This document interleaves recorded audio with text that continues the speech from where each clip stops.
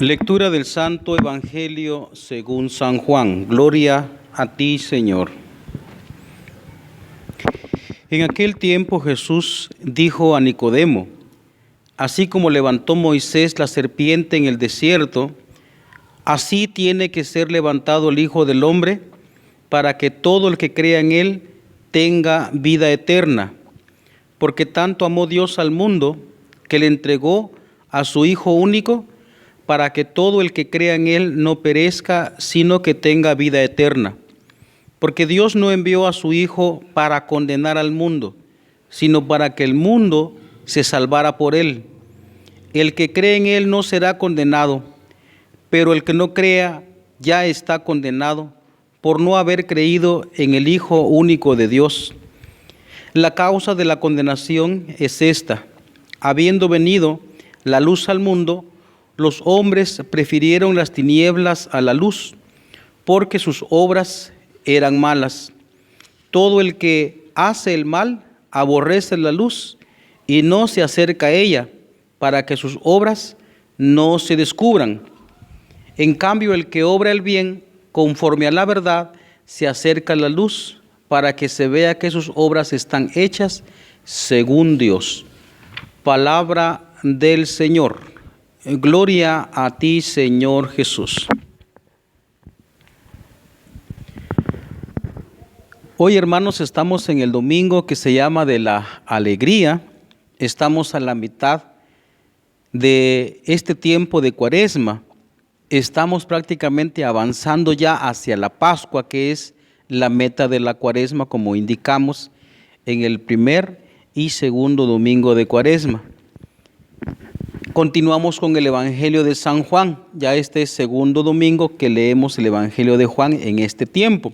Ya explicamos por qué. Ahora nos hacemos una pregunta: ¿por qué la Iglesia quiere que escuchemos este texto en este tiempo de Cuaresma? Es un texto que lo tenemos muy grabado en la memoria. Tanto amó Dios al mundo que le entregó a su Hijo único, para que todo el que crea en él no perezca, sino que tenga vida eterna. Ese texto lo tenemos nosotros muy grabado. ¿Por qué la Iglesia nos está mostrando este texto? ¿Qué es lo que pretende la Iglesia? Dijimos que estamos en el domingo que se llama de la alegría. Pues la alegría es que nosotros estamos hechos para vivir. Estamos hechos para vivir. Solo que una cosa que no logramos nosotros captar, porque de pronto la fe es muy raquita la que tenemos, es que a través del dolor y de la cruz es que llega la vida. Y por eso es que aparece en el principio del texto: así como levantó Moisés la serpiente en el desierto, así tiene que ser levantado el Hijo del Hombre. La serpiente levantada en el desierto, eso está en Números, pues es un símbolo de la cruz, como nosotros lo sabemos muy bien. Ahora, fíjense que esta parte primera del texto del Evangelio, la primera lectura que aparece en este domingo, pues tiene mucha resonancia con el Evangelio, especialmente con esta primera parte del Evangelio, porque se hace una especie de resumen de la historia del pueblo de Israel y sus rebeldías. Quiero hacer una anotación de pie de página. En el Antiguo Testamento se creía que prácticamente todo, absolutamente todo, incluyendo lo malo, salía de Dios. Yo me escandalicé cuando por primera vez leí que salió un espíritu malo de Dios y se posó en Saúl. Me escandalizó a mí, pero claro, ahora con el transcurrir del tiempo, con la meditación de la palabra, con la oración constante y con las indicaciones de la Iglesia, logro comprender un poco más. Por supuesto, desde la fe, no solo razonando. Pero repito una vez más, En este resumen de la historia del pueblo de Israel, dice una cosa muy impresionante.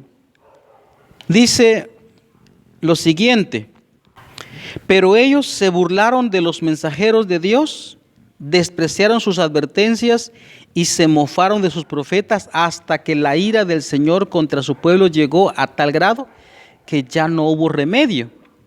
Envió entonces contra ellos al rey de los caldeos, incendiaron la casa de Dios y derribaron las murallas de Jerusalén, prendieron fuego a todos los palacios y destruyeron todos sus objetos preciosos. Pero lo que está mostrando aquí, por supuesto que es como que Dios envió aquel castigo por la desobediencia. Aquí dice, todos los sumos sacerdotes y todo el pueblo multiplicaron sus infidelidades. Nos está haciendo ver como que es un castigo de Dios por sus rebeldías. Repito una vez más, eso es algo que se creía en el Antiguo Testamento, pero recordemos que Dios es pedagógico y va enseñando poco a poco. Entonces aquí está como entendido que Dios fue el que envió un castigo tan terrible al pueblo de Israel, ¿verdad? Pero la primera lectura nos está mostrando también esa realidad. Dice, así como levantó Moisés la serpiente en el desierto, es decir, fíjense que, como repito una vez más, eso está en Números. ¿Por qué apareció esas serpientes? ¿Por qué mordían a los hombres? Porque de alguna manera sus rebeldías que ellos tuvieron en el desierto tuvo unas consecuencias, pues Dios, para mostrarles su rebeldía, sus conciencias eran algo así como serpientes venenosas. Con esa rebeldía que mostraron, se rebelaron contra Dios a través de Moisés. Y para que ellos se dieron cuenta que eso no tiene que ser así, entonces Dios es que manda a hacer una serpiente y lo coloca en un palo, ¿no? De tal manera que mire aquel símbolo de muerte, sin embargo se va a salvar. Esa es como la respuesta que andábamos buscando. Que la iglesia quiere que nos demos cuenta de que no es tanto Dios, no es Dios el que envía castigos y desastres terribles y muertes horrendas a la gente, en este caso al pueblo de Israel y ahora al pueblo cristiano. No, son consecuencias del pecado que habita en nosotros, que nos convertimos casi, podemos decir entre comillas, que nos convertimos como en serpientes venenosas por el pecado. Y que pues también nosotros mismos nos agenciamos nuestro propio daño.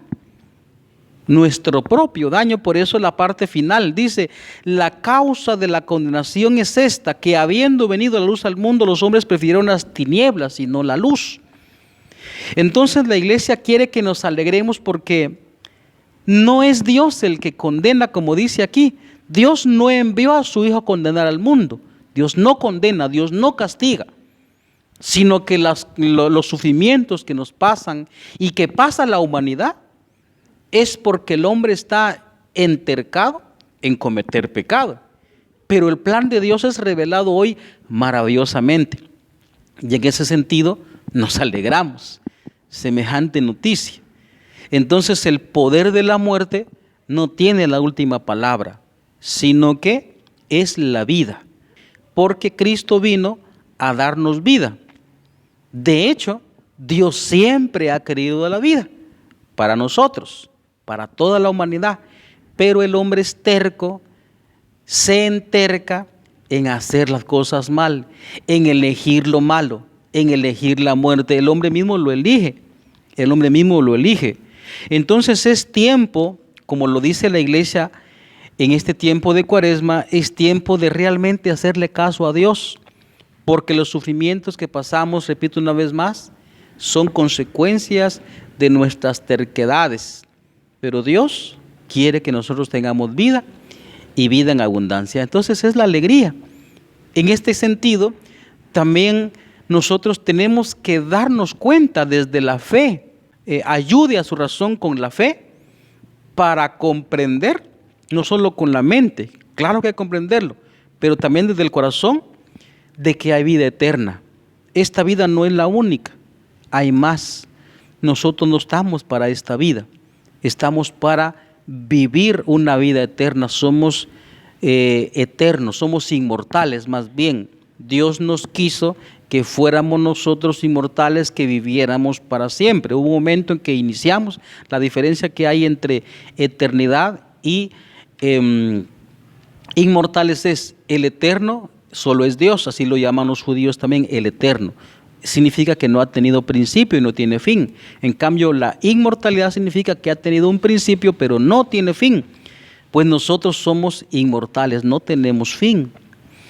El cuerpo es el que se acaba, pero incluso también Cristo con su cuerpo resucitó, también nosotros resucitaremos con cuerpos gloriosos, como dice San Pablo.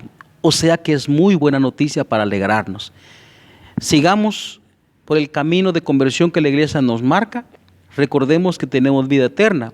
Recordemos que las consecuencias del pecado es la muerte, como dice San Pablo, pero que la muerte no tendrá la última palabra, sino que lo tendrá la vida, es decir, Dios mismo. Amén.